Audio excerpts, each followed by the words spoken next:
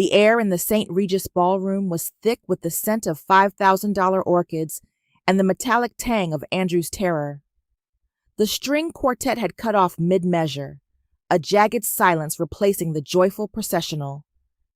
Andrew stood at the altar, but he wasn't looking at his radiant bride. He was looking at the double doors. Taehyun moved through the room like a predator in a bespoke suit. He didn't need to shout. The rhythmic thud of his security team's boots against the marble floor did the talking. At 60, the billionaire CEO carried an aura of curated violence. His silver-streaked hair swept back, his eyes 2 chips of cold basalt. "The interest has matured, Andrew," Taehyun said, his voice a low, melodic rasp that carried to the back of the hall. 50 million. Today was the deadline.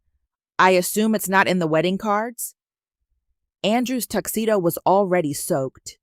A dark ring of sweat stained his stiff collar. He looked around wildly, his gaze skipping over his horrified bride and landing on the front row. There sat Gabrielle. At 65, she was the picture of New York elegance, her silver hair coiled into a sophisticated crown. She had spent 30 years building this boy up, wiping his nose, grieving his father with him, and protecting the inheritance he was currently pissing away. I don't have it all yet," Andrew stammered, his voice cracking. "The investments, the market." "I don't trade in excuses," Taehyun interrupted, stepping onto the dais. His presence made the cavernous room feel small. "I trade in assets." Andrew's eyes darted to Gabrielle. A sickening, desperate light flickered in them. He reached out, his hand trembling as he grabbed Gabrielle's silk-clad shoulder and shoved her toward the billionaire. "Take her!" Andrew gasped. The room hissed with an intake of breath. "She's the estate executor. She knows where all the hidden holdings are. My father left her everything. The properties, the offshore accounts. She's worth the full amount, Taehyun. Just keep her until I get the cash." The betrayal was so sharp it felt like a physical blade in the room. The bride recoiled. The guests whispered in frantic, jagged bursts. Gabrielle stumbled slightly as she was pushed, but she didn't fall. She straightened her spine, the silk of her champagne-colored gown shimmering under the chandeliers.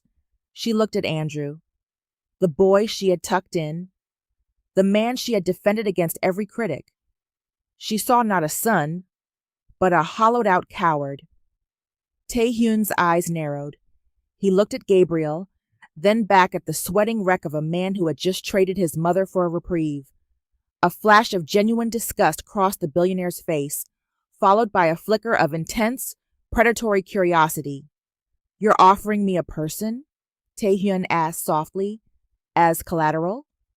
"She's the only thing of value I have left," Andrew cried, his face twisted in a pathetic grimace. "Keep her. Do whatever you want with her. Just give me a month." The silence that followed was suffocating. Everyone waited for Gabrielle to scream, to weep, to beg Andrew for mercy. Instead, Gabrielle turned away from the altar. She didn't spare Andrew another glance. She stepped toward Taehyun, moving into his personal space until she was inches from the man the world feared. She was shorter than him, but in that moment she seemed to tower over the entire room. She looked Taehyun directly in the eye, her expression unreadable, her dignity a shield of cold iron. "Can I pack a bag?" she asked, her voice steady and resonant. "I assume your car is outside?" Taehyun tilted his head, his dark eyes searching hers. He saw no fear. He saw a queen who had just been exiled by a peasant. "It is?" Taehyun murmured, a ghost of a smile touching his lips. Gabrielle nodded once, then looked back at the stunned, silent crowd. "Enjoy the cake," she said quietly. Then, turning back to the man who now owned her, she uttered the words that would change both their lives. "Let's go." As she walked out of the ballroom with the most dangerous man in Seoul, she didn't look back. Behind her, Andrew began to breathe again, unaware that he hadn't just saved his life.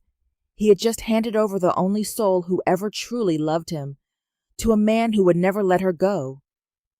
The flight to Seoul had been a blur of silent stewards and the hum of a private G650. Gabrielle sat in the plush leather seat, staring out at the dark expanse of the Pacific, her reflection in the window showing a woman she barely recognized. The grief was there, a cold weight in her chest, but it was suppressed by a singular, burning realization. Andrew didn't just lose the money, he gave me away. When the car finally pulled into the subterranean garage of a shimmering obsidian tower in Gangnam, Gabrielle braced herself. She expected cold concrete. She expected a room with a bolted door and a thin mattress. She expected the Collateral treatment. Instead, the elevator doors chimed and opened directly into a sprawling 3-story penthouse. Floor-to-ceiling windows framed a neon-soaked Seoul. The floors were white marble, the furniture a minimalist collection of velvet and glass. It was breathtaking, expensive, and utterly soulless. "Your quarters, Ms. Miller," a stern man in a black suit said, gesturing to a wing of the penthouse. "Mr. Kang will see you when he returns from the office. You have the run of the main floor. Do not attempt to leave the building." Gabrielle didn't answer. She walked to the center of the room, her heels clicking rhythmically. She felt the phantom weight of Andrew's hand on her shoulder, pushing her toward the abyss. She closed her eyes for a moment, took a breath of the filtered, expensive air, and opened them. She wasn't going to break, not for Andrew, and certainly not for a billionaire who thought he'd bought a slave. In a darkened, high-tech command center 3 floors below, Ta-hyun sat behind a desk of polished basalt. He ignored the reports of a hostile takeover in Singapore. His eyes were fixed on the wall of monitors. He watched Gabrielle. He expected her to collapse onto the sofa and weep. He expected her to pace like a trapped animal or scream at the cameras he knew she suspected were there. Instead, Gabrielle Miller began to move. She walked over to a massive, chaotic bookshelf that took up an entire wall. It was filled with rare editions, legal texts, and art books, all shoved in haphazardly by a distracted decorator. She ran a finger along the spines. Then, with a calm, methodical grace, she began to take them down. She spent the next 3 hours organizing them by subject and spine height, her movements fluid and purposeful. "Sir," his assistant Choi whispered, "the board is waiting for the call." "Let them wait," Taehyun murmured, leaning forward, his chin resting on his interlaced fingers. He watched as she transitioned to the kitchen. She found the hidden pantry, pulled out a tin of loose-leaf tea she'd found in the back, and began to boil water. She didn't look like a prisoner. She looked like a woman reclaiming her territory. "She hasn't shed a single tear," Taehyun noted, his voice laced with a strange, burgeoning respect. "Most men I break are sobbing within 20 minutes of entering this building." "She is unusual, sir," Choi agreed. "She is a queen whose kingdom was sold by a fool," Taehyun said, his eyes darkening as he watched her sip her tea by the window, silhouetted against the city lights. "And that fool has no idea what he's lost." New York City. The atmosphere in the VIP lounge of Lavo was a sharp contrast to the quiet dignity of the Seoul penthouse. The bass thudded through the floorboards, vibrating in the crystal flutes of overpriced champagne. Andrew Miller leaned back on a leather banquette, his tie loosened, a blonde woman on either side of him. He looked flushed, his eyes glassy with expensive scotch, and the high of a man who had just cheated death. "To freedom!" Andrew shouted, raising his glass to a small circle of friends who were really just vultures waiting for the next handout. "But Andrew," one of them leaned in, whispering over the music, "what about your mom? Gabrielle? People are talking. They say Taehyun took her." Andrew waved a hand dismissively, the liquid in his glass sloshing over the rim. "She's fine. She's tough. She handled my father for 30 years. She can handle a Korean businessman for a month. Besides, he grinned, a jagged, ugly expression. Think about it. She's 65. What's he gonna do with her? He probably just wants her to sign over the deeds. Once I flip that property in Brooklyn, I'll send the wire, and she'll be back in time for the holidays. He took a deep swig, leaning back and laughing. He felt lighter than he had in years. The debt was handled. The house was his to sell. The woman who had spent her life making sure he was fed, educated, and loved was thousands of miles away, a human shield between him and his own consequences. She's a bridge, man, Andrew muttered to himself, his voice lost in the roar of the club, and I just crossed it. He didn't see the man in the corner of the lounge, the one in the plain black suit, quietly recording the entire scene on a phone. He didn't know that back in Seoul, Taehyun was watching that very footage, his jaw tightening until the muscles jumped. And he certainly didn't know that Gabrielle was currently standing in the center of the penthouse, looking at a framed photo of Andrew she'd found in her luggage, and slowly, deliberately, dropping it into the trash can. The silence of the penthouse was louder than the city below. To Gabrielle, the apartment felt like a museum. Beautiful, expensive, and utterly devoid of life. The refrigerator was stocked with sparkling water, imported cheeses, and pre-packaged meals from a 3-Michelin-star restaurant that tasted like science and prestige, but never like love. By the 4th day, Gabrielle couldn't take it. Her grief was a living thing, and in her experience, the only way to quiet a restless spirit was to work with her hands. She found a hidden pantry in the back of the sleek stainless steel kitchen. It was meant for the staff, containing the basics they used to prepare the real food for the master. She found flour, cornmeal, spices, and a stray carton of buttermilk. Her heart skipped. She found a heavy cast-iron skillet, tucked away and dusty, as if it were a relic of a past life Taehyun had tried to forget. In the command center below, Taehyun watched the screen. He was supposed to be reviewing a merger with a shipping conglomerate, but his eyes kept drifting to the monitor labeled PH Kitchen. "What is she doing?" he asked, his voice low. Choi peered over his shoulder. "It appears she is cooking, sir. Should I call the chef to stop her?" Taehyun raised a hand, silencing him. He watched the way Gabrielle moved, the rhythmic whisking, the dusting of flour on her mahogany forearms, the way she hummed a low, soulful melody that the microphones barely picked up. It was a bluesy tune, something that felt like a warm New York evening on a brownstone stoop. An hour later, the scent began to drift through the vents. It wasn't the sterile aroma of truffle oil or seared wagyu. It was the smell of browning butter, toasted corn, and slow-simmered spices. It was the smell of home. Driven by a hunger he hadn't felt in decades, Taehyun left his office. When the elevator doors opened, he stopped. Gabrielle was standing at the marble island, setting a plate of golden brown cornbread and a bowl of thick, savory stew, a New York-style gumbo she'd adapted from the limited ingredients. She didn't startle when she saw him. She simply gestured to the stool across from her. "Sit down, Taehyun," she said. It was the first time she had used his name. "You look like a man who hasn't eaten a real meal since the 80s. He should have been insulted.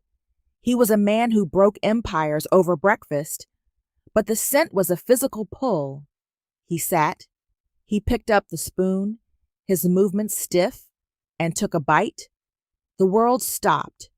The heat of the spices hit first, followed by the rich, earthy comfort of the roux. It tasted like safety. It tasted like the mother he barely remembered and the peace he had spent billions trying to buy but could never own. For a fleeting second, the Mafia CEO mask cracked. His shoulders dropped 3 inches. His eyes, usually sharp enough to draw blood, softened into something human, something vulnerable. "It's warm," he whispered, almost to himself. It's called soul food, Gabrielle said softly, watching him. She didn't miss the way his hand trembled slightly as he reached for a piece of cornbread. It's meant to fix the parts of you that medicine can't reach. Taehyun looked up at her.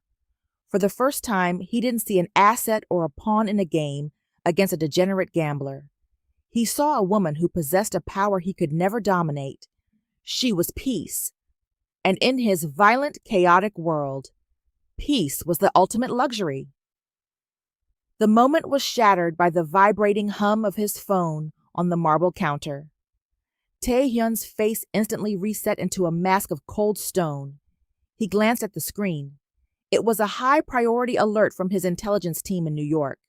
He swiped the screen, and a series of photos appeared. It was Andrew. He wasn't at a gambling table this time. He was at a high-end auction house on 47th Street. In the photos, Andrew was handing over a velvet-lined case. Inside were 6 vintage Patek Philippe watches, the collection Gabrielle's late husband had spent 40 years curating. Is that? Gabrielle leaned in, her breath catching in her throat. Her hand went to her chest, clutching the space where her husband's memory lived. Those were David's. He told Andrew they were to be passed down to his grandchildren. They were never to be sold. Taehyun watched the color drain from her face. He saw the exact moment the last string of her maternal love for Andrew snapped. He's liquidating your life, Gabrielle, Taehyun said, his voice dropping into a dangerous, icy register. He's not looking for the money to bring you home. He's selling the floor out from under you so he can keep dancing. Gabrielle stood tall, though her eyes shimmered with unshed tears of rage. He has no right. That's not his debt to pay with.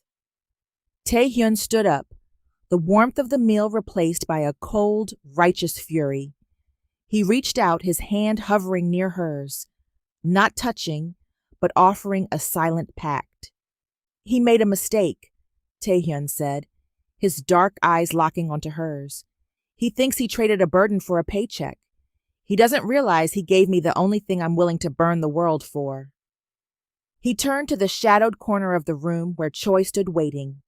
Choi, Taehyun barked, buy the watches, all of them, and then find out who Andrew is talking to in the underground markets.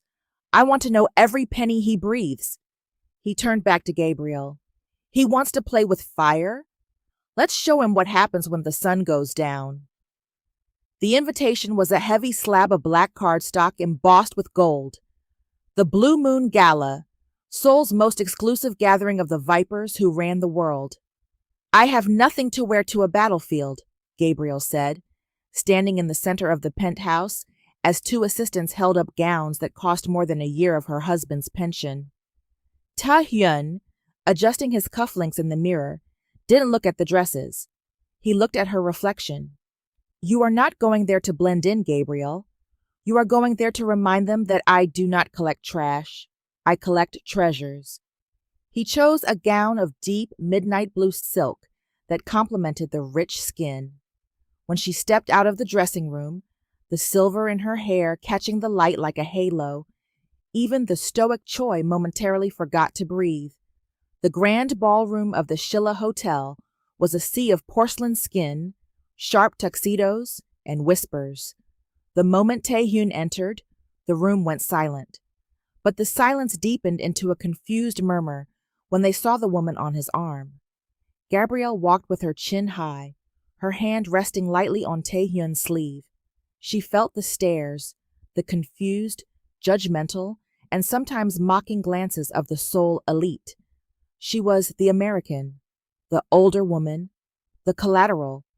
Everyone had been gossiping about in their private Kakao Talk groups. Taehyun, I didn't think you'd actually bring your acquisition to a public event. The voice belonged to Park Shin-young, a rival CEO whose family had been at war with Taehyun's for generations. Park was younger, arrogant, and currently riding the high of a new government contract. He stood in the center of a circle of socialites, a glass of cognac in his hand and a sneer on his face. Taehyun's grip on Gabrielle's hand didn't tighten, but she felt the temperature around him drop 10 degrees. Park, I see your mouth is still faster than your stock price. Park laughed, a sharp, grating sound. He stepped closer, eyeing Gabrielle with a clinical, insulting slowness. She's a bit seasoned for a debt repayment, isn't she? I heard the Miller boy was desperate, but I didn't think you'd settle for his nanny as interest. The circle of socialites tittered. Gabrielle felt the sting of the word. Nanny. It was meant to strip her of her dignity, to remind her that in their eyes, she was just domestic help being held for ransom. She's just the collateral, after all, Park continued, turning back to his friends. Once the boy pays up, she goes back to the kitchen, right? Taehyun moved so fast the air seemed to crack. Before Park could take another sip of his drink, Taehyun had him by the throat. The cognac glass shattered on the marble floor, the amber liquid splashing Park's polished shoes. Taehyun didn't slam him. He simply held him, his fingers digging into the pressure points beneath Park's jaw, forcing the younger man onto his tiptoes. The music died. Security froze. Apologize, Taehyun whispered. It was a sound more terrifying than a shout. It was a joke, Taehyun, Park wheezed, his face turning a mottled purple. To the lady, Taehyun corrected, his voice vibrating with a lethal, suppressed energy. Now, or I will liquidate your father's holding company by sunrise. I will make sure your name is erased from every board in this country. Park looked into Taehyun's eyes and saw no mercy. He saw a man who had finally found something worth protecting, and a man who was looking for an excuse to destroy someone.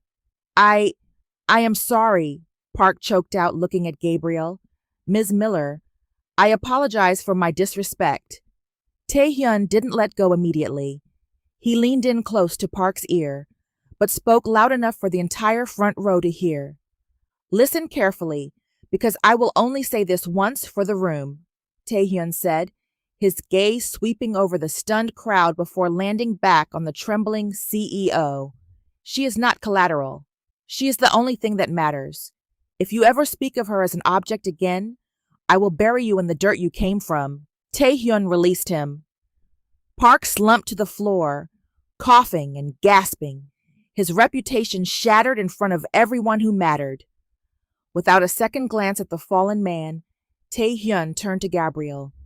The terrifying beast vanished, replaced by a man of exquisite, quiet gallantry. He offered his arm again. The champagne is better on the terrace, he said softly. As they walked through the parting crowd, Gabrielle felt a strange shimmering sensation in her chest. For 30 years, she had been the protector of her husband's health, of Andrew's future, of a home that was never truly hers. For the first time in her life, someone had drawn a sword for her. She looked at Taehyun, the ruthless mafia billionaire, and saw the way he was watching her. Not like a prize, but like a sanctuary.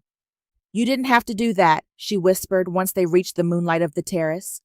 Yes, I did, Taehyun replied, looking out over the city, because they need to know that you are the most dangerous thing in my life, Gabrielle. You are the only person who can make me human, and I won't let them take that from me. The penthouse was usually a cathedral of silence, but today it felt like a tomb. Taehyun had left for a consultation with his legal team, leaving Gabrielle with a sleek charcoal gray tablet. The truth is a bitter medicine, he had told her before leaving, his hand lingering near hers for a fraction of a second too long. But you cannot fight a war if you do not know the casualties. Gabrielle sat by the window, the Seoul skyline blurred by a sudden gray drizzle. She began to scroll. She expected to see bad investments, failed tech startups, or impulsive stock gambles. But as the files opened, the air left her lungs. These weren't just business failures. They were surgical strikes against her life. There was a scan of her retirement account. The balance, which should have been comfortable enough to sustain her for 30 years, was zero. Andrew had drained it 18 months ago. Then came the documents that broke her heart. The deed to the brownstone in New York. She stared at the signature at the bottom of the transfer of ownership. It was her name, written in her elegant, slanted script, but the G was slightly too looped, the E too sharp. He forged it, she whispered to the empty room. He stole the roof from over my head while I was sleeping in the next room. He'd set up a fake mailing address. The papers she's been reading are forgeries. He drained the actual account months ago. He used her 30 years of hard work to pay off a gambling debt. It wasn't just the money. It was the calculated, cold-blooded erasure of her existence. He hadn't just used her as collateral. He had already liquidated her before they even arrived at that wedding. To Andrew, she wasn't the mother who had nursed him through fevers, or the woman who had kept his father's memory alive. She was just a bank he had robbed and left for dead. The tablet slipped from her lap, clattering onto the marble. Gabrielle didn't just cry, she broke. It was a silent, racking sob that started deep in her marrow. She curled into herself on the velvet sofa, 65 years of strength finally buckling under the weight of a betrayal that felt like a death. She mourned the boy she thought she knew, and she mourned the woman she had been. The one who believed that love was a shield. The elevator chimed. Tae-hyun stepped into the room, his coat still damp from the rain. He stopped dead. Seeing the woman who had stared down a room of vipers, now huddled and broken, was like a physical blow to his chest. He crossed the room in 3 strides. He didn't offer a handkerchief. He didn't give her a hollow platitude. He sat on the edge of the sofa and, for the first time, drew her into him. He wrapped his arms around her, a suit of armor made of flesh and blood, letting her weep into his shoulder. He took everything, Tae-hyun, she choked out against his lapel. Everything David left for me. Everything I worked for. I have nothing. I am nothing. Tae-hyun's jaw tightened, his eyes turning a shade of black that would have made his enemies tremble. He pressed his hand to the back of her silver crown of hair, holding her steady. You are wrong, he said, his voice a low, vibrating growl. You are Gabrielle Miller, and you are under my protection. What he stole, I will reclaim tenfold. What he destroyed, I will rebuild in gold. He waited until her breathing leveled out, until the storm in her had passed into a cold, hard stillness. He pulled back just enough to look her in the eye. Do you want me to stop him? He asked. Gabrielle looked at the tablet on the floor, at the forged signature that had erased her life. She thought of the watches, the house, the years of devotion thrown into the dirt. No, she said, her voice turning to ice. I don't want you to stop him. I want him to understand exactly what he gave away. Tae-hyun nodded. A dark, satisfied light flickered in his eyes. He stood up and pulled out his phone, dialing a number that only 3 people in the world possessed. Choi, Tae-hyun said into the receiver, activate the Scorched Earth protocol on the Miller estate. I want every vendor, every bank, and every associate of Andrew Miller to receive a notification by morning. He is persona non grata. If he breathes, I want to know who sold him the air. And Choi? He looked at Gabrielle, who was standing now, wiping her face with a newfound terrifying composure. Start with his social club. I want him to feel the cold before we take the lights out. He hung up and turned to Gabrielle. He thinks he's a predator because he stole from a mother. He's about to find out what happens when he steals from a king. The Scorched Earth protocol was a machine that ran itself in the background, a silent predator devouring Andrew's life across the Atlantic. But inside the penthouse, the atmosphere had shifted. The air was no longer thick with the tension of a captor and a prisoner. It had become something more intimate, something that felt dangerously like a beginning. Tae-hyun had stopped watching her through the security feeds. He realized that seeing her through a lens was like looking at a star through a telescope. You saw the light, but you couldn't feel the heat. One evening, the penthouse was stripped of its usual corporate coldness. There were no tablets, no ringing phones, no assistants hovering in the shadows. Tae-hyun had dismissed everyone. He stood by the vintage record player he had recently had installed, a piece of mahogany and gold that looked like it belonged in Gabrielle's old New York life. "I am told this is the real thing," Tae-hyun said, gesturing to the device. He looked awkward for the first time, his hands folded behind his back. Gabrielle walked over, her silk loungewear flowing around her. She looked at the vinyl record he had chosen, Etta James. She smiled, a soft, genuine thing that reached her eyes. "You've been doing your homework, Tae-hyun." "I am a man of details," he replied softly, "and I have noticed that you only hum when you think no one is listening. I wanted to give you a reason to sing." He lowered the needle. The crackle of the vinyl filled the room before Etta's soulful velvet voice poured out like warm honey. At last. Tae-hyun stepped toward her. He didn't demand. He offered. He held out his hand, his palm open. "I was taught to dance by tutors who cared more about my posture than my heart. I suspect you might be a better teacher." Gabrielle hesitated. She looked at his hand. The hand that had crushed Park's throat at the Gala. The hand that signed the checks that kept her life in orbit. Then she looked at his eyes. They weren't cold basalt anymore. They were searching. She placed her hand in his. He pulled her close, but with a profound, aching respect. He didn't lead with the aggression of a CEO. He followed her rhythm.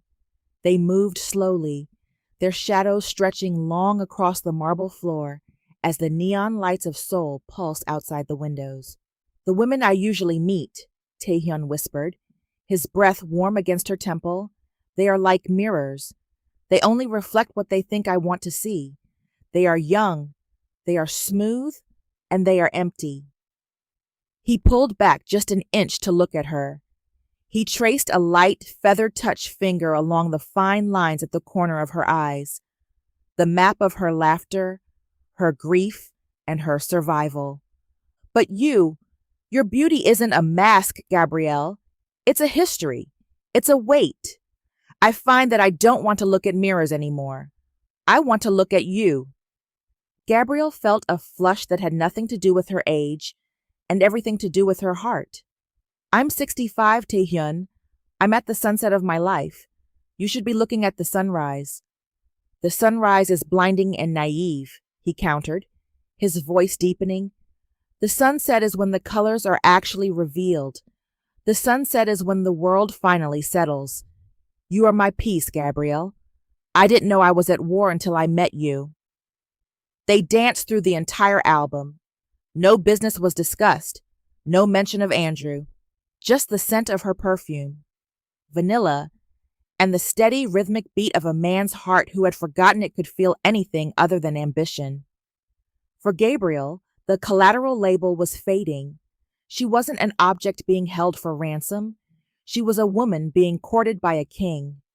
She realized that while Andrew had tried to sell her as trash, this man saw her as the only thing in his world that wasn't for sale.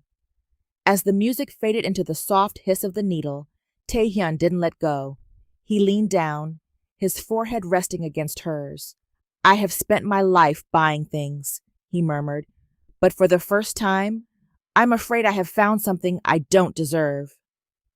Gabrielle reached up, her hand cupping his jaw, her thumb brushing over the silver at his temple.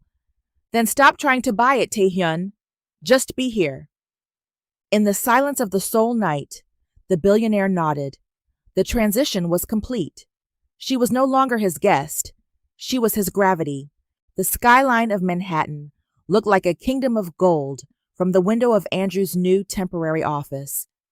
He had just finished a lunch that cost more than most people's monthly rent, funded by the earnest money of a gullible investor he'd convinced to back a ghost development in Queens. Andrew leaned back in his leather chair, a thick Cuban cigar smoldering in the ashtray. He felt invincible. He had survived the unfortunate wedding incident. He had eluded the immediate pressure of his creditors. In his mind, he was a genius who had simply used his resources.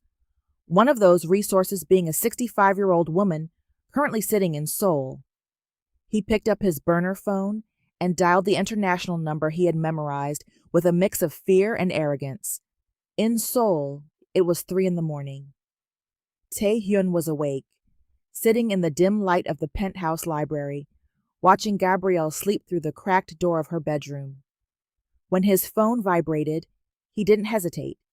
He tapped a button on his console to route the call through the high-fidelity speakers and, more importantly, to start the recording. Tae-hyun! My man! Andrew's voice boomed through the room, tinny and vibrating with unearned confidence. Tae-hyun's face remained a mask of stone. You are calling me at a precarious hour, Andrew. I assume you have my 50 million? Not all of it, not yet. But I've got a life one on the hook. Another 10 million coming in by Friday, Andrew chuckled. I told you I'd get it. I just needed to clear some dead weight. How's the old girl holding up? She giving you any trouble? I hope she's keeping the place clean at least. Tae-hyun's eyes flickered toward the bedroom door. He saw Gabrielle stir. She had woken up. She was standing in the shadows of the doorway listening. Tae-hyun didn't stop her.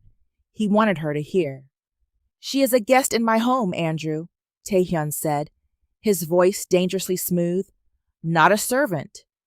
Oh, come on, Andrew scoffed, the sound of a drink being poured audible over the line. She's a Miller. She lives to serve. Honestly, keep her as long as you need. She's like an old Cadillac. Plenty of miles on her, but the engine still runs if you know how to kick it. I'm actually enjoying the silence back here in the city. No more lectures about honor or David's legacy. Just me and the open market. Gabrielle stepped fully into the light of the library. Her face was pale, but her eyes were like flints. I'll have the full amount in a few months, Andrew continued, oblivious to the silence on the other end. Then you can ship her back. I'll probably put her in that assisted living home in Jersey. The one I looked at last year. It's cheap, and she won't have any stairs to worry about while she's thinking about how I saved her life by trading her to you. It's a win-win, right? You think you are saving her? Tae-hyun asked, his gaze locked on Gabrielle. I'm a businessman, Tae-hyun. I leveraged an underperforming asset to save the firm. That's just smart play. Talk soon. The line went dead with a sharp beep. The silence that followed was heavy, suffocating. Tae-hyun reached out and stopped the recording. He looked at Gabrielle. He expected her to be weeping. He expected her to collapse. Instead, Gabrielle Miller walked to the desk. She looked at the phone as if it were a poisonous insect. The warmth, the maternal instinct, the maybe he's just lost excuses she had carried for 30 years. They vanished. In their place was something ancient and cold. An underperforming asset, she whispered. Her voice didn't tremble. It was the sound of a closing vault. He called you a car, Tae-hyun said, his voice low and vibrating with a reflected rage. He spoke of you as if you were something to be discarded in the trash of New Jersey. Gabrielle looked at Tae-hyun. He's right about one thing. The engine still runs. She leaned over the desk, her palms flat on the wood. But he's wrong about the driver. Andrew doesn't own me. He never did. He was just a passenger I allowed to ride for too long. She looked at the recording device. Save that, Tae-hyun. I want him to hear it again when he has nothing left but the sound of his own voice. Tae-hyun stood up, moving into her space. He felt the shift in her. The hardening of her heart was like the forging of a blade. It made her even more beautiful to him. What do you want to do? He asked. You said you wanted to go scorched earth, Gabrielle said, her eyes meeting his with a terrifying clarity. I want you to stop holding back for my sake. Don't just take his money. Take his name. Take his pride. Leave him with the freedom he wants so badly. the freedom of having absolutely no one. Taehyun bowed his head slightly, a gesture of absolute fealty. As you wish, Gabrielle. The nanny was gone. The mother was dead. The queen had finally arrived. The transition from the boardroom to the war room was seamless for Taehyun. To the world, he was a titan of industry.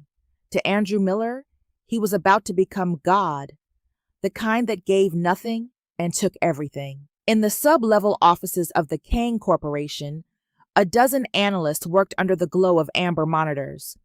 They weren't looking at stocks. They were hunting. I want the debt on his car.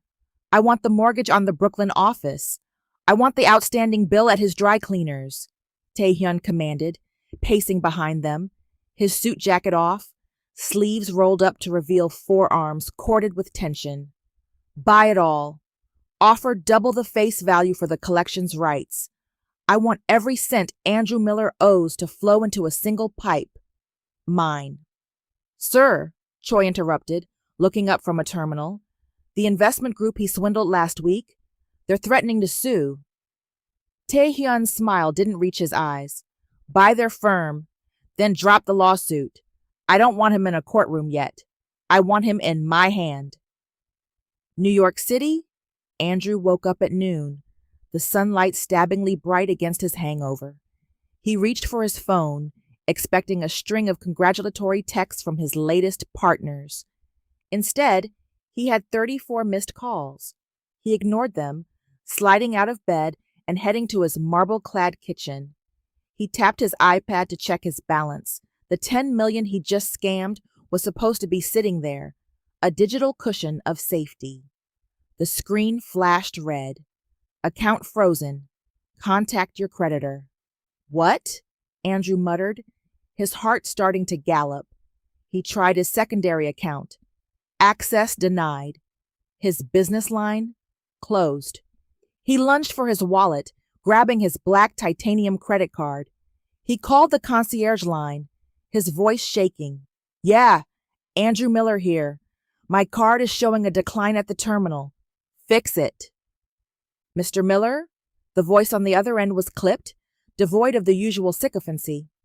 Your accounts have been consolidated under a new holding entity, the GM Trust.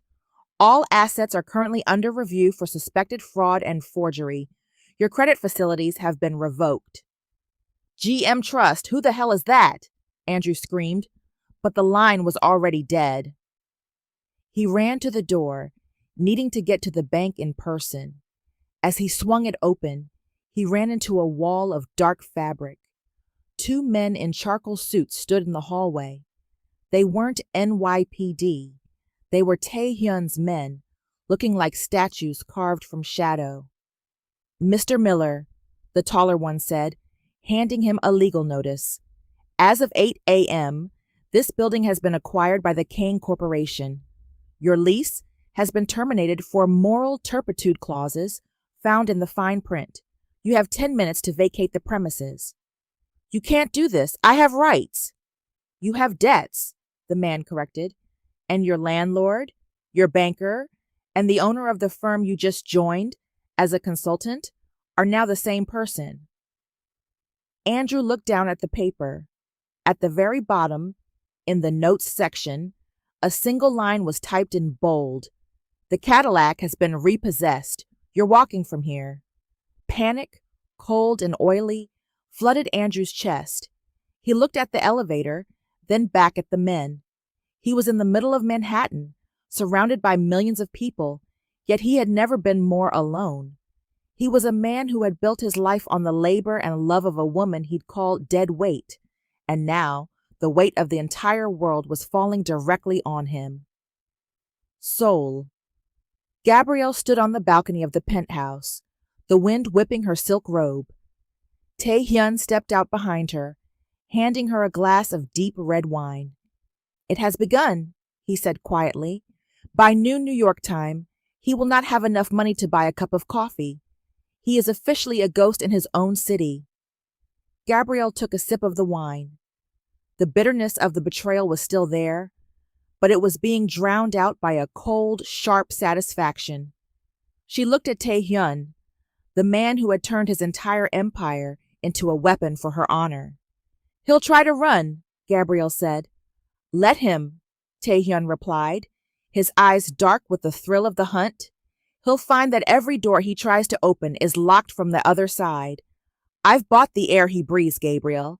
Now, we just wait for him to realize he's suffocating." The Seoul moon hung low and heavy over the Han River, casting a silvery sheen over the penthouse.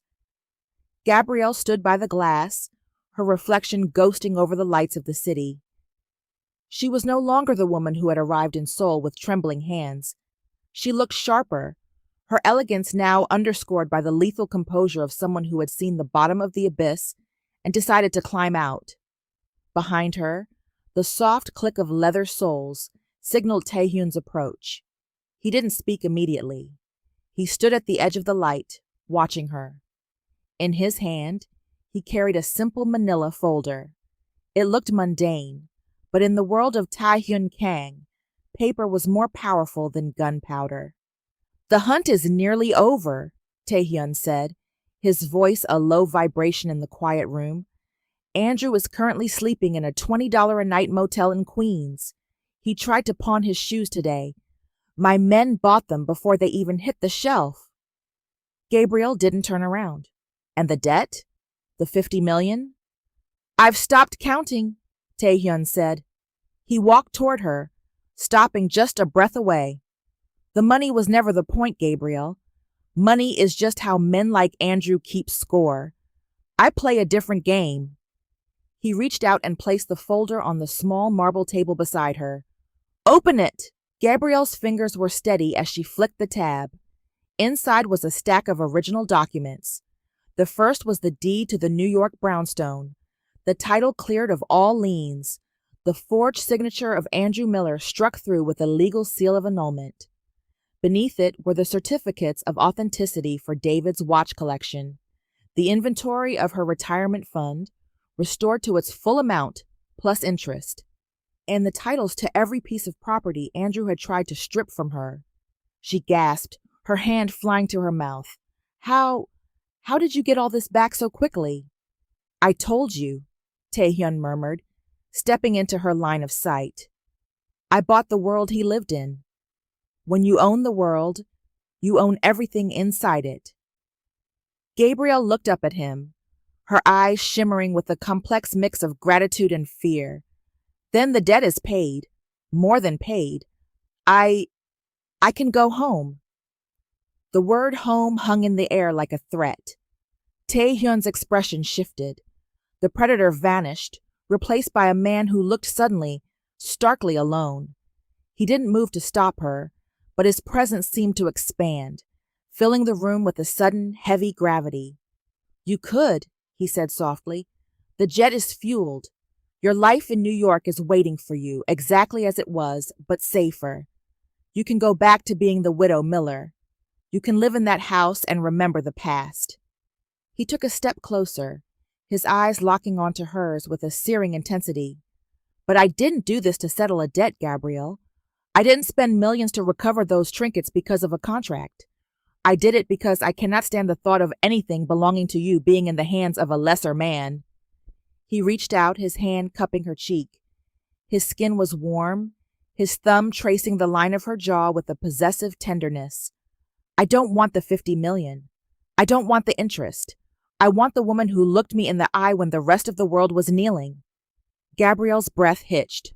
"Tae-hyun!" "Stay," he whispered. "Not as collateral, not as a guest. Stay as my wife. Stay as the queen of this empire. I will build you a throne out of the bones of anyone who ever made you feel small." He leaned in, his forehead resting against hers, his voice dropping to a rasp.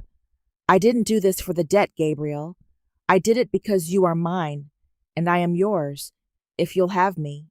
The folder lay on the table, the key to her old life. But as Gabrielle looked at the man before her, the man who had seen her seasoned beauty and called it a sunset, she realized the brownstone was just a building. This terrifying, beautiful, ruthless man was a destination. She didn't reach for the folder. She reached for him. New York is a long way away, she whispered, her fingers tangling in his silver-streaked hair.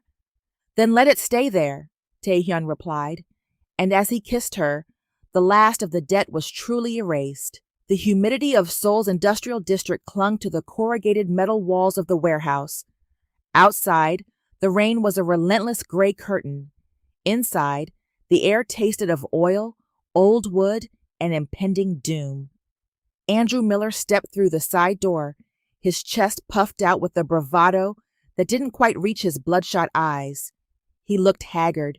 His suit was wrinkled, his hair greasy, but he clutched a heavy aluminum briefcase like a holy relic. He had done it. He'd swindled a desperate group of overseas investors, scraped together $50 million in cash and untraceable bonds, and flown to Seoul. In his mind, he was the hero of the story. He was the prodigal son returning to pay the ransom and reclaim his asset. Taehyun, Andrew shouted, his voice echoing off the high rafters. I'm here. I've got your blood money. Bring her out. At the far end of the warehouse, seated in a lone leather chair under a single, harsh industrial light, sat Taehyun. He looked like a king carved from ice. He didn't rise. He didn't even blink. Beside him stood Choi, arms crossed, looking at Andrew with the pity one might afford a stray dog moments before it's put down. You're late, Andrew, Taehyun said, his voice a low, lethal purr. Traffic was a bitch, Andrew smirked, slamming the briefcase onto a rusted metal table. He flipped the latches with a violent clack. There it is, $50 million, every cent. Now, give me Gabrielle. I've got a flight back to New York in 4 hours, and she needs to start packing up the penthouse. We've got work to do. Taehyun leaned forward, the light catching the sharp angles of his face. You speak as if you are picking up a dry cleaning order. I'm picking up what's mine, Andrew snapped. The deal was, I pay, she comes home. That's the law of the jungle, right? Now, where is she? Is she in the back? Probably crying her eyes out, poor thing. Taehyun stood up slowly. She is not in the back, and she is certainly not crying. Taehyun gestured toward the shadows of a raised steel walkway. The sound of clicking heels began, deliberate, powerful, and rhythmic. Andrew turned, a smirk forming on his face. Hey, Ma, come on, let's go. The words died in his throat. Gabrielle descended the stairs. She wasn't wearing the sensible wool coat or the motherly cardigans Andrew had relegated her to for years. She was draped in a floor-length gown of deep burgundy silk that moved like liquid. Around her neck sat a collar of diamonds that could have bought the very warehouse they stood in. Her silver hair was let loose, and her skin glowed with a vitality that made her look decades younger. But it was her eyes that stopped Andrew's heart. They weren't filled with the soft, forgiving warmth of the woman who had raised him. They were cold. They were granite. Gabrielle? Andrew stammered, his hand dropping from the briefcase. What are you wearing? Why are you looking at me like that? She stepped off the last stair and walked toward him, stopping 6 feet away. She didn't run to him. She didn't offer a hug. She looked at him the way a scientist looks at a specimen under a microscope. You look tired, Andrew, she said. Her voice was like velvet over steel. The life of a thief doesn't seem to suit you. I came to save you, Andrew yelled, his voice cracking. I brought the money. Look, I'm taking you home. You can go back to the house. I'll let you have the guest suite. We can forget all this. The house you forged my name to steal? Gabrielle interrupted. The watches you sold? The retirement you drained? I was going to put it back. Andrew stepped toward her, but a silent, massive guard stepped out of the shadows, blocking his path. Andrew recoiled. Taehyun, tell her the debt is paid. She has to come with me. Taehyun walked up behind Gabrielle, his hand resting firmly, possessively, on the small of her back. The gesture was so intimate, so definitive, that Andrew felt the floor tilt beneath him. "You don't understand, Andrew," Gabrielle said, a small, pitying smile touching her lips. "You didn't trade me to a debt collector. You delivered me to a man who actually knows what I'm worth." She reached up and touched the diamonds at her throat. "You see me as an object to be used. He sees me as a woman to be worshipped. Why would I ever go back to being your dead weight when I could stay here and be his queen?" "You're crazy," Andrew screamed, lunging for the briefcase. "I have the money. The contract." Tae-hyun stepped forward, his shadow eclipsing Andrew. "The contract was for a woman who no longer exists. The woman standing before you is my fiancée. And as for your money?" Tae-hyun looked at the suitcase full of stolen cash with utter loathing. "Keep it," Tae-hyun said. "You're going to need it for the legal fees, because while you were flying here, Gabrielle and I were signing the warrants for your arrest in 3 different jurisdictions." Andrew's face went white. He looked at Gabrielle, searching for a spark of the old mom who would always bail him out. He found nothing but the cold, beautiful mask of a woman who had finally closed the book on him. "Goodbye, Andrew," Gabrielle said quietly. "I hope the freedom was worth the price." The air in the warehouse was stagnant, smelling of salt and the ozone of an approaching storm. Andrew stood unhinged, his fingers clawing at the edge of the aluminum briefcase. The sight of Gabrielle, radiant, untouchable, and standing at the side of the man he feared most, had snapped the last thread of his sanity. "No!" Andrew roared, his voice bouncing off the corrugated steel walls. "You don't get to do this. You don't get to rewrite the deal because you've got some late life delusion of grandeur." He grabbed the briefcase and threw it, not onto the table, but at Tae-hyun's feet.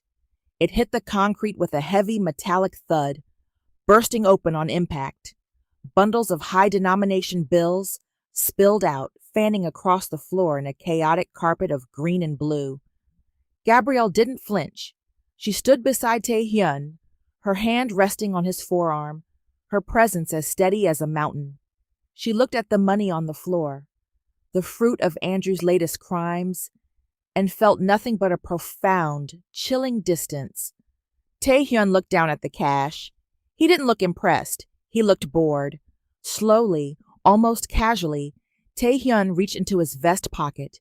He pulled out a gold Zippo lighter. He flipped the lid with a crisp clink, the small flame dancing in the gloom of the warehouse. "You think this settles things, Andrew?" Tae-hyun asked, his voice a low, terrifying rumble. "It's the debt." Andrew stepped forward, his face contorted. "That's what you wanted. You wanted the money. Take the money and give me the woman." With the grace of a priest performing a ritual, Tae-hyun held the flame to the edge of a stray $100 bill. The paper blackened, curled, and then ignited. He dropped the burning bill into the center of the pile. Andrew lunged toward the pile, but Tae-hyun didn't even flinch.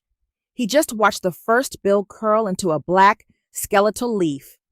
"I told you to keep the money, Andrew," Tae-hyun said, his voice as calm as a graveyard. "But I've changed my mind. I don't want your filth in my city, and I certainly don't want it in her history." Choi's hand was a vice around Andrew's throat before he could take a second step, pinning him in place. The fire spread with a hungry hiss. The chemical coating on the bills caught quickly, the flames turning a bright, unnatural orange. The heat began to shimmer between them, a wall of fire rising from the floor. Thousands, then millions of dollars began to turn to ash in seconds. "What are you doing?" Andrew shrieked, his hands clawing the air as the flames began to leap from bundle to bundle. "That's 50 million. People kill for that. People die for that." Tae-hyun stood up slowly, the orange glow of the fire dancing in his dark, predatory eyes. He stepped back, not to avoid the heat, but to make room for Gabrielle to see. "Small men kill for it," Tae-hyun countered, his gaze never leaving Andrew's crumbling face. "But I I burn it. Because as long as this money exists, you think you have a claim to her. You think this is a trade. He reached out, snagging Gabrielle's hand and pulling her flush against his side. The heat of the fire was intense now, a roaring wall of gold and red that reflected in the diamonds at her throat. Look at it, Andrew, Taehyun commanded. Watch your so-called success turn to smoke. Your debt wasn't paid with that paper. It was paid the second you were foolish enough to let her walk out of that wedding. You didn't sell her to me. You gave me the world, and you can't buy the world back with a suitcase of stolen cash. The debt was paid the moment you gave me the most valuable thing you owned, Taehyun declared. Everything else is just paper. The moment you handed her over, you lost your right to her, to your father's name, and to your own future. Taehyun stepped closer to the edge of the fire, the heat billowing his coat. Now, get out of my queen's presence. The word queen hit Andrew like a physical blow. He looked at Gabrielle. Ma? Tell him he can't. Gabrielle looked at the son she had raised, the boy she had loved like her own through every failure, and finally spoke. I have no son, Andrew. I have only a king, and he just told you to leave. Andrew fell to his knees, the heat forcing him back. He watched 40 years of greed turn into gray ash that drifted up toward the warehouse rafters. Taehyun nodded to Choi. Get him out of my sight, Taehyun commanded, and call the authorities. He's trespassing on private property. Andrew was dragged backward, his heels scraping against the concrete, his screams of, "That's my money," fading as the heavy warehouse doors swung shut with a definitive, booming thud. Outside, he would find no car waiting. He would find no active bank account. He would find only the cold soul rain and the realization that he had traded a queen for a pile of ash. Inside, Gabrielle watched the last of the fire die down. The room was silent, save for the crackle of burnt paper. Taehyun turned to her, his hands reaching for hers. Are you all right? He asked, his voice filled with a genuine, raw concern. Gabrielle looked at the ash on the floor, then up at the man who had burned a fortune just to prove her worth. She leaned into him, her head resting against his chest. I've never been better, she whispered. Let's go home, Taehyun. The world expected a royal wedding. The tabloids in Seoul and New York were already speculating on which cathedral they would rent, which designer would craft a six-figure gown, and how many world leaders would be on the guest list. Taehyun and Gabrielle gave them nothing. On a drizzly Tuesday morning in Manhattan, a black town car pulled up to the curb of a quiet city clerk's office. There were no flashing bulbs, no red carpets, and no security detail. Only Choi, standing discreetly by the door, holding 2 umbrellas. Gabrielle wore a simple, structured cream suit. No veil, no train. Just a single strand of pearls her husband David had given her decades ago. A nod to the past she had honored, but was finally ready to carry into a new future. Taehyun stood at the wooden counter of the registry office, looking more nervous than he ever had during a hostile takeover. He looked at the peeling paint on the walls and the fluorescent lights humming overhead. I could have bought the Waldorf for today, he whispered, his hand finding hers. I could have filled a ballroom with roses. Gabrielle squeezed his hand, her eyes shining with a calm, steady light. I've had the fanfare, Taehyun. I've lived the life of the wife of and the mother of. Today, I just want to be Gabrielle, and I just want you to be the man who sees me. The clerk, a woman who looked like she had seen 1,000 couples pass through those doors, didn't look up from her paperwork. Names? Taehyun Kang. Gabrielle Miller. They didn't have a choir. They didn't have a grand processional. They stood in a small, sterile room with a plastic plant in the corner. But as they exchanged simple gold bands, no diamonds, just solid, unbreakable metal. The air in the room felt heavy with a weight that no cathedral could match. With this ring, Taehyun said, his voice thick with a raw, unscripted emotion. I don't claim you as a prize. I pledge myself as your partner, in the light and in the shadows. Gabrielle looked at him, this man who had burned a fortune to protect her dignity, and saw the beast had finally found his home. With this ring, she replied, I choose to walk beside you, not behind you, and never again beneath anyone. I now pronounce you husband and wife.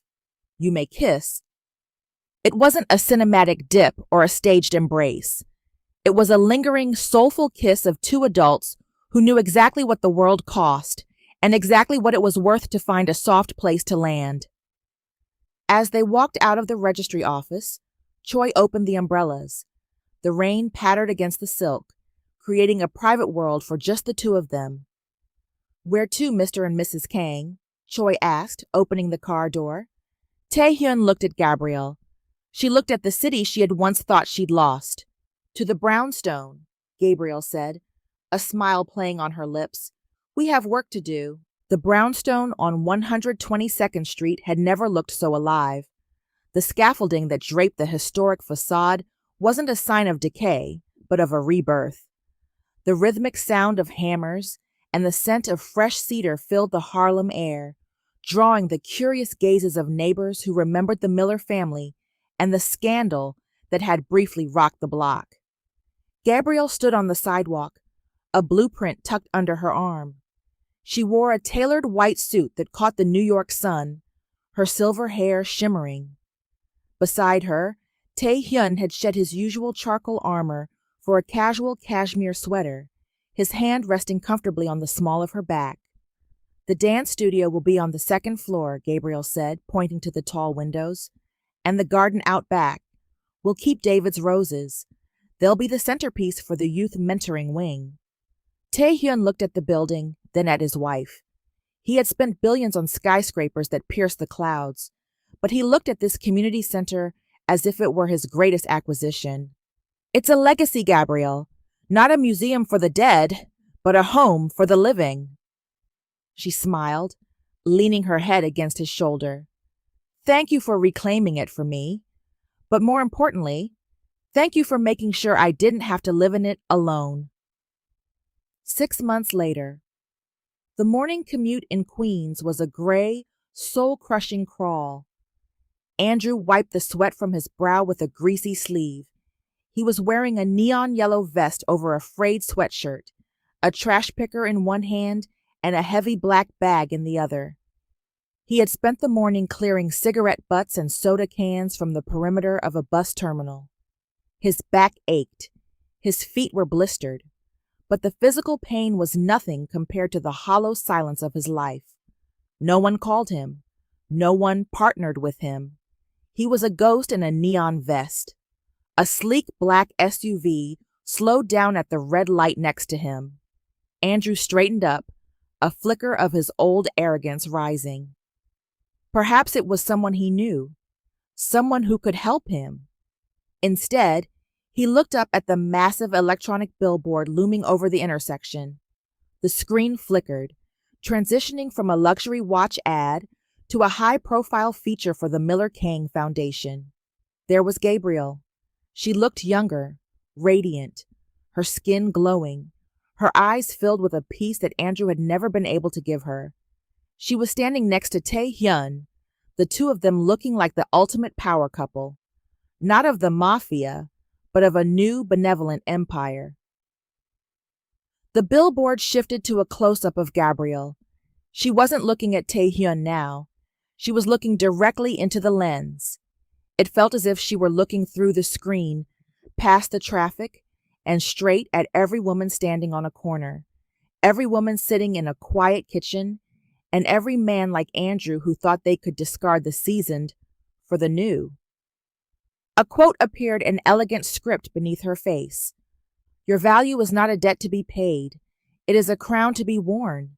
The best is yet to come. The light turned green.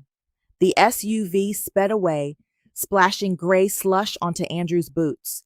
He stood frozen, the trash bag heavy in his hand, watching the image of the mother he had betrayed fade into a commercial for a perfume he could never afford.